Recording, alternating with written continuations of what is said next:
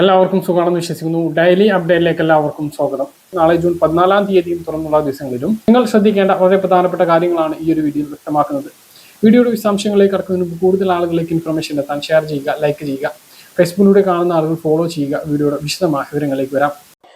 സംസ്ഥാനത്ത് ഹൈസ്കൂൾ സമയം അരമണിക്കൂർ വർദ്ധിപ്പിച്ചുള്ള ഉത്തരവ് ഉടൻ പിൻവലിക്കില്ല. തീരുമാനത്തിനെതിരെ സമസ്ത കേരള ജമിയത്തുൽ ഉലമ നേതൃത്വം മുഖ്യമന്ത്രിക്ക് നേരിട്ട് പരാതി നൽകിയ വിഷയത്തിൽ പൊതുവിദ്യാഭ്യാസ മന്ത്രി വി ശിവൻകുട്ടി ചർച്ച നടത്തും. നിലമ്പൂർ ഉപതെരഞ്ഞെടുപ്പിന് ശേഷം തീരുമാനം എടുക്കാനാണ് സാധ്യത. ഞായറാഴ്ച വരെ മുഖ്യമന്ത്രി നിലമ്പൂർ ഉപതെരഞ്ഞെടുപ്പ് പ്രചാരണത്തിനായതിനാൽ അതിന് ശേഷമായിരിക്കും ചർച്ച. സംസ്ഥാനത്ത് കാലവർഷം വീണ്ടും ശക്തി പ്രാപിച്ചു. കാസർഗോഡ് മുതൽ കോട്ടയം വരെ 10 ജില്ലകളിൽ ഇന്ന് ഓറഞ്ച് അലർട്ടാണ്. ആലപ്പുഴ മുതൽ തിരുവനന്തപുരം വരെ യെല്ലോ അലർട്ടുമാണ്. നാളെ കണ്ണൂർ, കാസർഗോഡ് ജില്ലകളിൽ റെഡ് അലർട്ട് പ്രഖ്യാപിച്ചിട്ടുണ്ട്. കണ്ണൂർ ജില്ലയിൽ 14, 15 തീയതികളിൽ റെഡ് അലർട്ട് പ്രഖ്യാപിച്ച സാഹചര്യത്തിൽ വിദ്യാഭ്യാസ സ്ഥാപനങ്ങൾ, അംഗനവാടികൾ, മദ്രസകൾ, ട്യൂഷൻ സെന്ററുകൾ, സ്പെഷ്യൽ ക്ലാസുകൾ എന്നിവയ്ക്ക് നാളെയും മറ്റന്നാളും ജില്ലാ കലക്ടർ അവധി പ്രഖ്യാപിച്ചിട്ടുണ്ട്. സംസ്ഥാനത്ത് സ്വർണ്ണവില സർവ്വകാല റെക്കോർഡിലെത്തി. ഗ്രാമിന് 195 രൂപ കൂടി 9295 പവന് 1560 രൂപ വർദ്ധിച്ച് 74,360 രൂപയിലെത്തി. ആദ്യം റേഷൻ അറിയിപ്പ് തന്നെ പറയാം. ഒഴിവാക്കൽ മാനദണ്ഡങ്ങളിൽ ഉൾപ്പെടാത്ത മുൻഗണനേതര വിഭാഗമായിട്ടുള്ള നീല, NPS നീല, NPNS വെള്ള റേഷൻ കാർഡുകൾ മുൻഗണനാ വിഭാഗമായ PHH പിങ്ക് വിഭാഗത്തിലേക്ക് മാറ്റുന്നതിനുള്ള ഓൺലൈൻ അപേക്ഷ സ്വീകരിക്കുന്ന തീയതി 30/6/2025 വരെ നീട്ടിയിട്ടുണ്ട്. ഈ അപേക്ഷകൾ അംഗീകൃത അക്ഷയ കേന്ദ്രങ്ങൾ വഴിയും സിറ്റിസൺ ലോഗിൻ വഴിയും 30/6/2025 വൈകുന്നേരം 5 മണി വരെ സ്വീകരിക്കുന്നതാണ് എന്നും സിവിൽ സപ്ലൈസ് ഡിപ്പാർട്ട്മെന്റ് ഫേസ്ബുക്കിലൂടെ അറിയിച്ചിട്ടുണ്ട്. വളരെ പ്രധാനപ്പെട്ട അറിയിപ്പാണ്. BPL റേഷൻ കാർഡിന് അപേക്ഷിക്കാനുള്ള സമയപരിധി ജൂൺ 30-ാം തീയതി വരെ നീട്ടിയിട്ടുണ്ട്. നേരത്തെ 15-ാം തീയതി വരെയായിരുന്നു സമയം അനുവദിച്ചിരുന്നത്.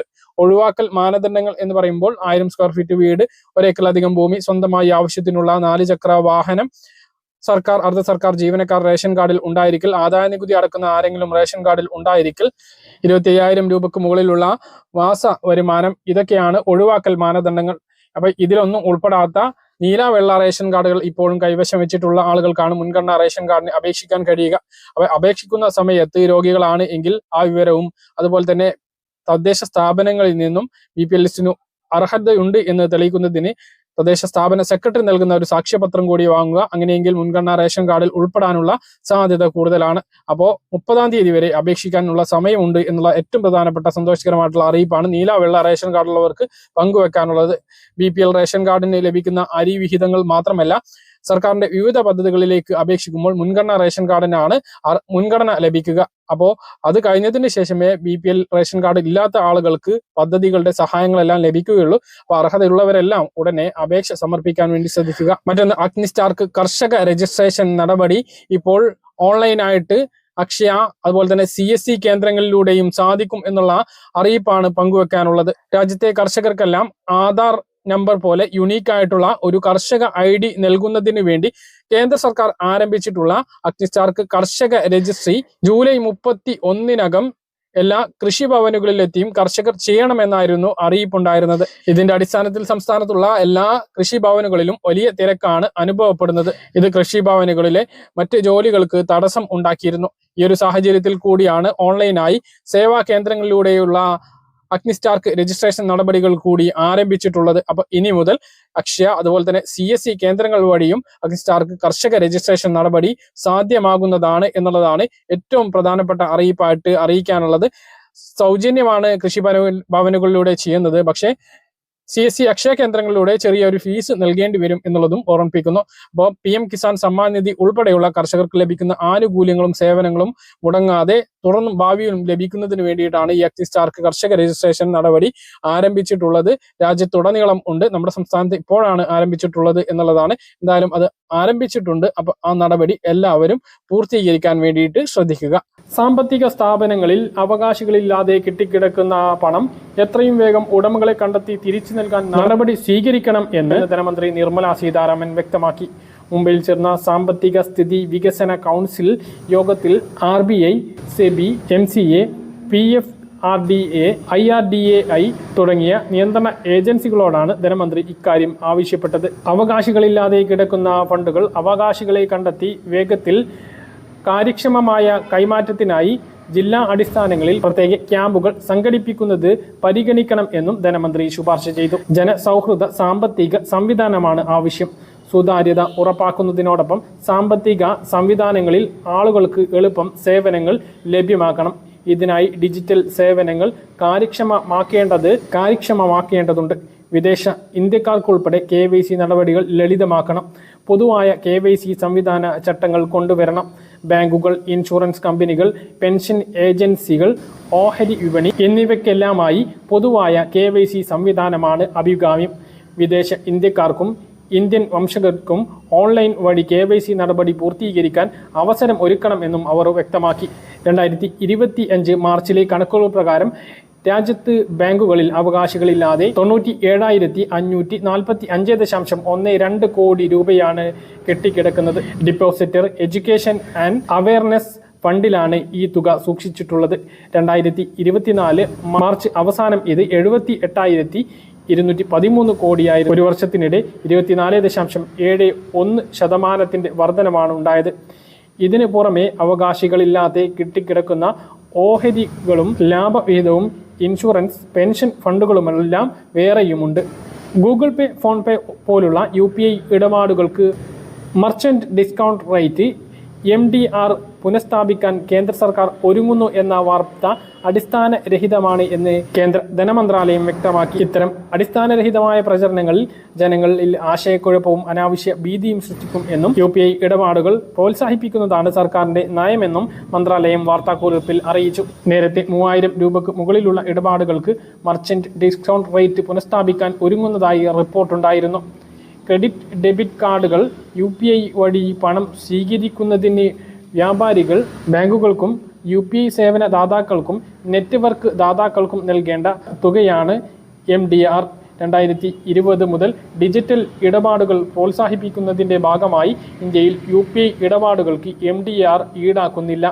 ഇതിനു പുറമെ 2000 രൂപയ്ക്ക് താഴെയുള്ള ഇടപാടുകൾക്ക് 0.15% ഇൻസെന്റീവും കേന്ദ്ര സർക്കാർ നൽകുന്നുണ്ട്. 2024-25 ബജറ്റിൽ 1500 കോടി രൂപയാണ് കേന്ദ്ര സർക്കാർ ഇതിന് മാറ്റിവെച്ചിട്ടുള്ളത്. ഇടപാടുകൾ കുത്തനെ ഉയർന്നതിന് പിന്നാലെ UPI സംവിധാനം സജ്ജമാക്കുന്നതിൽ വൻ തുക ചെലവഴിക്കേണ്ടി വരുന്നതായി സേവന ദാതാക്കൾ സർക്കാരിനെ അറിയിച്ചിരുന്നു. 20 ലക്ഷത്തിന് മുകളിൽ വാർഷിക വരുമാനമുള്ള വ്യാപാരികളിൽ നിന്നും 0.3% MD ഈടാക്കണം എന്നതാണ് അവരുടെ ആവശ്യം. എന്നാൽ സ്വീകരിക്കുന്ന തുകയുടെ അടിസ്ഥാനത്തിൽ ഫീസ് ഈടാക്കിയാൽ മതി എന്നാണ് സർക്കാർ നിലപാട്. രാജ്യത്തെ ഡിജിറ്റൽ പണമിടപാടുകളിൽ 80% UPI മുഖേനയാണ് നടക്കുന്നത് എന്നാണ് കണക്കുകൾ വ്യക്തമാക്കുന്നത്. ക്ഷേമ പെൻഷനെ കുറിച്ച് പറഞ്ഞതിൽ KC വേണുഗോപാലിന്റെ വിശദീകരണമാണ് വന്നിട്ടുള്ളത്. ഇതേക്കുറിച്ച് പറയുന്നു. അതോടൊപ്പം തന്നെ അടുത്ത പെൻഷൻ വിതരണവുമായി ബന്ധപ്പെട്ട എന്തെങ്കിലും അറിയിപ്പ് ലഭിച്ചോ എന്ന് നിരവധി പേർ കമന്റിലൂടെ ചോദിക്കുന്നുണ്ട്. അതിന്റെ അറിയിപ്പുമാണ് വീഡിയോയിൽ പറയുന്നത്. വീഡിയോയിൽ സംശയങ്ങളിൽ കടക്കുന്നതിന് മുമ്പ് കൂടുതൽ ആളുകളിലേക്ക് ഇൻഫർമേഷൻ എത്താൻ ഷെയർ ചെയ്യുക, ലൈക്ക് ചെയ്യുക. ഫേസ്ബുക്കിലൂടെ കാണുന്ന ആളുകൾ ഫോളോ ചെയ്യുക. വീഡിയോയുടെ വിശദമായ വിവരങ്ങളിലേക്ക് വരാം. ക്ഷേമ പെൻഷനെ കുറിച്ച് തന്റെ പരാമർശം ചർച്ചയാക്കിയതിന് CPM-നോട് നന്ദിയുണ്ട് എന്ന് ICC general secretary KC Venugopal പറഞ്ഞു. ക്ഷേമ പെൻഷൻ ഔദാര്യമല്ല, സാധാരണക്കാരന്റെ അവകാശമാണ്. മാസങ്ങളോളം കുടിശ്ശിക വരുത്തിയ പെൻഷനാണ് തെരഞ്ഞെടുപ്പ് കാലത്ത് വിതരണം ചെയ്യുന്നത് എന്നതിനെ കുറിച്ചാണ് താൻ വിമർശിച്ചത്. കോലം കത്തിക്കലും നുണ പ്രചരണം കൊണ്ട് നിലപാട് മാറ്റില്ല. സ്വർണ്ണക്കടത്തിന്റെ പേരിലല്ല തന്റെ കോലം കത്തിച്ചത് എന്നതിൽ അഭിമാനമുണ്ട് എന്നും പെൻഷൻ ഇല്ലാത്തവരുടെ സംഗമം നിലമ്പൂരിൽ ഉദ്ഘാടനം ചെയ്ത് സംസാരിക്കുകയായിരുന്നു KC വേണുഗോപാൽ. 2023 ഒക്ടോബർ നവംബർ മാസത്തിൽ നൽകേണ്ട പെൻഷൻ 2024 ഏപ്രിൽ വിതരണം ചെയ്യാനുണ്ടായ പ്രത്യേക സാഹചര്യം തെരഞ്ഞെടുപ്പായിരുന്നു. അതിന്റെ പേരിൽ ഇടതുപക്ഷത്തിന് വോട്ട് ചെയ്യാൻ മാത്രം വിഡ്ഢികളല്ല വോട്ടർമാർ എന്നും ഉമ്മൻചാണ്ടി സർക്കാരിന്റെ കാലത്ത് ക്ഷേമനിധി പെൻഷൻ ഉൾപ്പെടെ 2 പെൻഷൻ ലഭിച്ചിരുന്നു എന്നും ഇടത് സർക്കാർ അധികാരത്തിൽ വന്നപ്പോൾ ഏകീകരണത്തിന്റെ പേരിൽ ഒരെണ്ണം കുറച്ചു എന്നും കോൺഗ്രസ് നേതാവ് R. ശങ്കർ മുഖ്യമന്ത്രിയായിരിക്കുമ്പോഴാണ് സംസ്ഥാനത്ത് ക്ഷേമ പെൻഷൻ സമ്പ്രദായം തുടങ്ങിയത് എന്നും അദ്ദേഹം പറഞ്ഞു. ആര്യാടൻ മുഹമ്മദ് മന്ത്രിയായിരിക്കുമ്പോഴാണ് കർഷക തൊഴിലാളി പെൻഷൻ അനുവദിച്ചത് എന്നും അദ്ദേഹം വ്യക്തമാക്കി. സംസ്ഥാനത്ത് കെട്ടിട നിർമ്മാണ തൊഴിലാളി പെൻഷൻ 17 മാസമായി കുടിശ്ശികയാണ്. അതിനെക്കുറിച്ച് സർക്കാരിനൊന്നും പറയാനില്ല എന്നും KC വേണുഗോപാൽ കുറ്റപ്പെടുത്തി. അതുപോലെ തന്നെ മറ്റ് ക്ഷേമനിധി പെൻഷനുകളുടെ കാര്യവും വ്യത്യസ്തമല്ല. വിവാഹം, പ്രസവം, വിദ്യാഭ്യാസം തുടങ്ങിയ ആവശ്യങ്ങൾക്ക് ധനസഹായം നൽകിയിട്ട് കൊല്ലങ്ങളായി. ഇടത് സർക്കാരിന്റെ മുൻഗണന തൊഴിലാളികൾക്കല്ല, മറിച്ച് മുഖ്യമന്ത്രിയുടെ വസതി മോടി കൂട്ടുന്നതിലാണ് എന്നും PSC അംഗങ്ങൾക്ക് ആനുകൂല്യം വർദ്ധിപ്പിക്കൽ, ആർഭാട ജീവിതം എന്നിവയ്ക്കാണ് എന്നും ക്ഷേമ പെൻഷൻ 2500 രൂപയിൽ എത്തിക്കും എന്ന വാഗ്ദാനം 4 വർഷമായിട്ട് ഒരു തരിമ്പ് പോലും കൂട്ടാത്തത് മുഖ്യമന്ത്രി വിശദീകരിക്കണം എന്നും അദ്ദേഹം പറഞ്ഞു. ഉമ്മൻചാണ്ടി സർക്കാരിന്റെ പ്രത്യേക ആർദ്രതയാണ് എങ്കിൽ പിണറായി സർക്കാരിൻ്റെത് രൗദ്രതയാണ് എന്നും പ്രഭാഷണം നടത്തിയ ET മുഹമ്മദ് ബഷീർ MP പറഞ്ഞു. അപ്പൊ ഇന്നലെ പെൻഷൻ ഇല്ലാത്തവരുടെ സംഗമം നിലമ്പൂരിൽ നടന്നപ്പോൾ നടന്നിട്ടുള്ള പ്രഭാഷണങ്ങളാണിത്. 2024 ഏപ്രിൽ മാസത്തിലും ഒരു ഗഡു കുടിശ്ശിക ഇലക്ഷൻ സമയത്ത് നൽകി. ഇപ്പോഴും അത് അങ്ങനെ തന്നെയാണ് നൽകിയിട്ടുള്ളത് എന്നുള്ളതാണ് അദ്ദേഹം വിമർശിച്ചത് എന്നാണ് അദ്ദേഹത്തിന്റെ വിശദീകരണം. അതുപോലെ കെട്ടിട നിർമ്മാണ തൊഴിലാളി പെൻഷൻ 17 മാസത്തെ കുടിശ്ശികയെക്കുറിച്ചും അദ്ദേഹം പരാമർശിച്ചിട്ടുണ്ട് എന്നുള്ളതും ഒരു വലിയ കാര്യമാണ്. എന്തായാലും ഇനി നമ്മൾ കാത്തിരിക്കുന്നത് ജൂൺ മാസത്തെ പെൻഷനാണ്. ജൂൺ മാസത്തെ പെൻഷൻ വിതരണവുമായി ബന്ധപ്പെട്ട പുതിയ അറിയിപ്പുകൾ ലഭിച്ചിട്ടില്ല. എന്തെങ്കിലും അറിയിപ്പുകൾ ലഭിച്ചാൽ കൃത്യമായിട്ട് അപ്പോൾ തന്നെ വീഡിയോകളിലൂടെ നിങ്ങളെ അറിയിക്കുന്നതാണ്. പറഞ്ഞ കാര്യങ്ങൾ കൃത്യമായിട്ട് മനസ്സിലാണെന്ന് തരുന്നു. ഇതുപോലെ ഇൻഫർമേഷൻ ലഭിക്കാൻ ചാനൽ സബ്സ്ക്രൈബ് ചെയ്യുക, ബെല്ലൈക്കൺ എനേബിൾ ചെയ്ത് വെക്കുക. മറ്റൊരു വീഡിയോ ഞങ്ങൾക്ക് കാണാം. ബൈ.